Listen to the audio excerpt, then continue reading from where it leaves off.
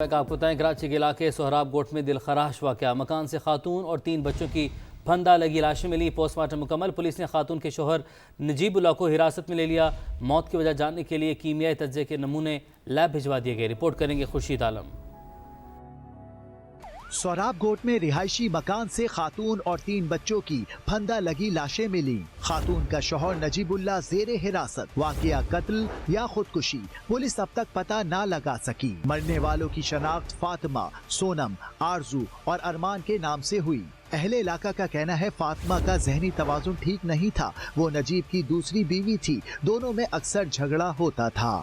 جو خاتون تھی اس کی ذہنی توازن ٹھیک نہیں تھی اور اس کے مطلب اکثر لڑائی ہوتی رہتی تھی، اور اس کے ایک بیوی پہلے بھی تھی، وہ اس کو چھوڑ کے گیا ہوا تھا۔ دوست کا کہنا ہے نجیب اللہ کے مالی حالات اچھے نہیں تھے، حال ہی میں نئے گھر میں منتقل ہوا۔ میں دوست نے مجھے فون کیا، میں نے بولا کیا مسئلہ ہے، رو رہا تھا تو اس نے کہا کہ میرے بچے ہیں، اس نے خودکشی کیا ہوا ہے۔ پہلے ایسی زندگی چل رہا تھا، ایسی خوشی چل رہا تھا، سب کچھ گھر بھی ابھی لوگوں نے خریدا تھا، ہمیں انوائٹ کروایا تھا، اپنے گھر میں دعوت دیا۔ صوبائی وزیر قانون ضیاء لنجار نے پولیس حکام کو واقعے کی شفاف تحقیقات کی ہدایت کر دی۔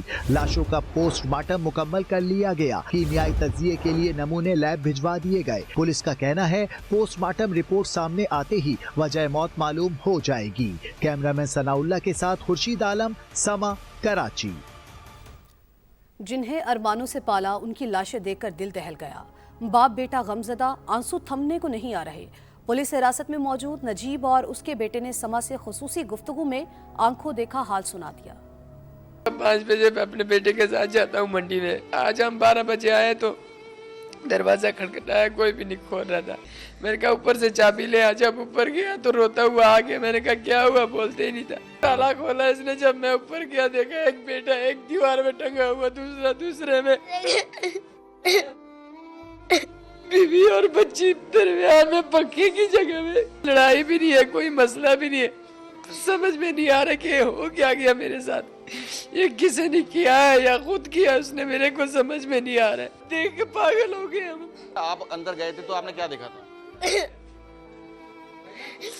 میں اندر گیا، دروازے تالے تھے، اوپر گیا، دروازے تھوڑا سا کھلا تھا، چابی لگا تھا، میں نے دیکھا۔ بانی ایم کیو ایم نے عمران فاروق کو قتل کرایا، برطانیہ میں کیس کھلوائے، پیش ہونے کو تیار ہوں۔ رہنما M Q M Pakistan Mustafa Kamal کی کراچی میں پریس کانفرنس، کہا بانی ایم کیو ایم لاشوں پر آئٹم سانگ کرتا ہے، مگر مچھ کے آنسو بہاتا ہے۔ عمران فاروق کے بچوں سے کہتا ہوں اس سے بچو، اپنے باپ کے قتل کی تحقیقات کے لیے اسکاٹ لینڈ یارڈ سے رابطہ کرو، ہر ممکن تعاون کروں گا۔ عمران فاروق کو الطاف حسین نے مارا ہے، تمہاری الطاف حسین سالگرہ کا دن ہے، انہوں نے تمہیں سالگرہ کا تحفہ دیا ہے۔ اس کی بیوی مری ہے، اس کے لیے دنیا بھر میں چندہ کر رہا ہے۔ نام نہاد قائد تحریک اور بانی قوم کو پھر سنا ہم نے گریہ وزاری کرتے ہوئے، ہر لاش کے اوپر آئٹم سانگ کرنے ہوتے ہیں، مگرمچھ کے آنسو بہاتے ہیں۔ لاش کو لے کر انہوں نے پوری دنیا بھر میں واویلا مچایا۔ کون ہے جو 6000 پاؤنڈ مانگ رہا ہے؟ وہ جس کے تکیے کے نیچے سے 5 lakh pound Scotland Yard نے برآمد کیے۔ آفر کرتا ہوں الطاف حسین کو کہ میں برطانیہ کی عدالتوں میں پیش ہونے کے لیے تیار ہوں، وہ جا کر اپنے شہید انقلاب کی اپلیکیشن لگائے۔ بات کریں گے بھارت کی، جہاں پر مسلمانوں پر زمین تنگ، تقریبات منانا بھی مشکل ہو گیا۔ بجرنگ دل کے غنڈوں نے مسلم طالب علموں کی برتھ ڈے پارٹی پر دھاوا بول دیا، تشدد کا نشانہ بنایا، خواتین سے بھی بدتمیزی کی۔ 20 سے 30 انتہا پسند مسلمان نوجوانوں کو مارتے پیٹتے رہے۔ واقعے کی شکایت پولیس میں بھی جمع کروائی گئی، مگر بجرنگ دل کے غنڈوں کے خلاف ایکشن نہ ہوا، الٹا مسلمان نوجوانوں پر مقدمہ درج کر دیا۔ مسلم نوجوانوں کو سنگین نتائج کی دھمکیاں بھی دی گئیں۔ بنگلہ دیش کے طالب علم رہنما عثمان ہادی پر حملے کے 2 مرکزی ملزم بھارت فرار ہو گئے۔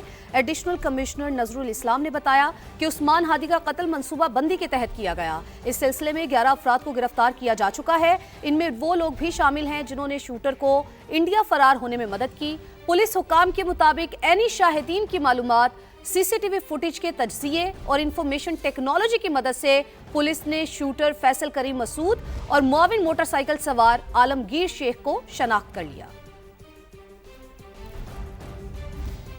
نائب وزیراعظم اسحاق ڈار کو صومالی وزیر خارجہ عبدالسلام عبدی علی کا ٹیلی فون، سلامتی کونسل میں صومالیہ کے تحفظات اجاگر کرنے کے لیے معاونت کی درخواست۔ اسحاق ڈار کی عالمی فورمز پر مکمل حمایت کی یقین دہانی۔ صومالیہ کی خود مختاری کے لیے پاکستان کی مکمل حمایت کا اعادہ، کہا صومالیہ کے استحکام کو نقصان پہنچانے والے تمام اقدامات کی مذمت کرتے ہیں۔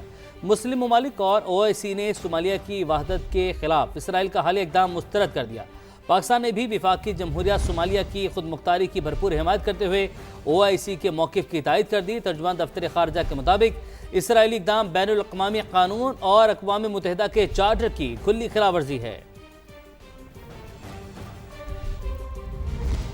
پاکستان سفارتی ریس جیت گیا، بھارت کو شکست۔ پاکستان نے انڈیا کو پیچھے دھکیل کر امریکہ کے ساتھ مضبوط تعلقات قائم کر لیے۔ 2025 پاکستان کی سفارتی اور عسکری کامیابیوں کا سال رہا۔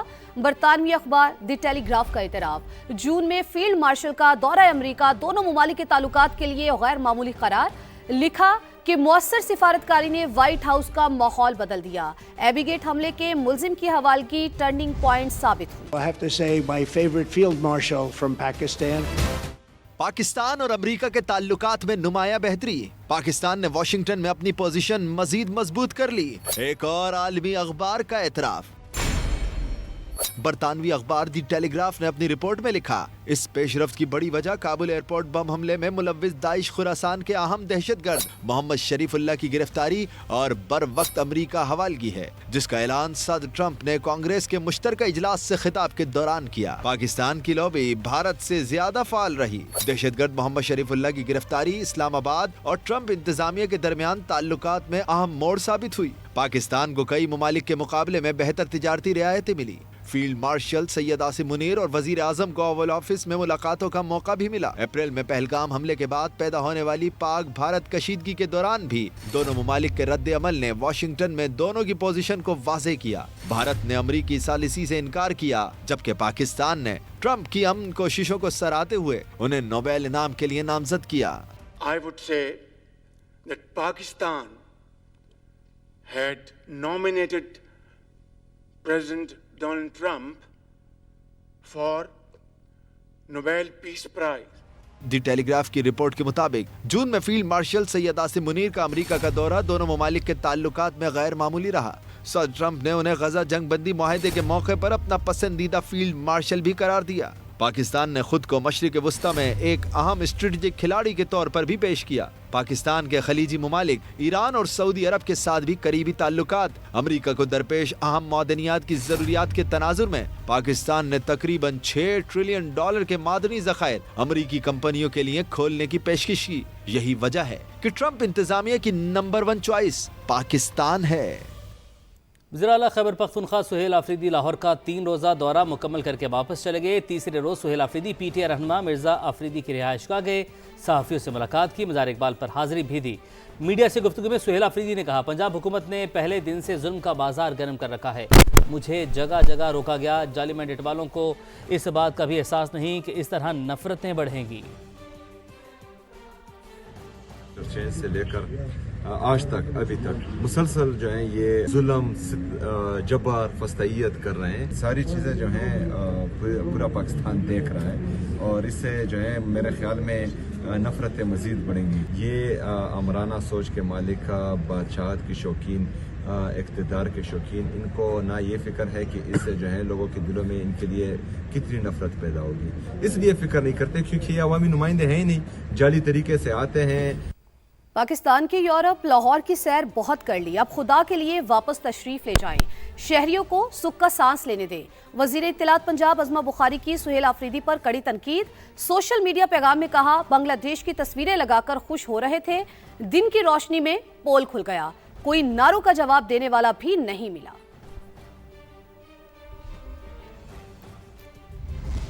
ہماری قیادت بھی جیل گئی، کبھی اداروں پر حملہ نہیں کیا، چاہتے ہیں سیاسی چیزیں سیاسی طور پر ہی حل ہوں۔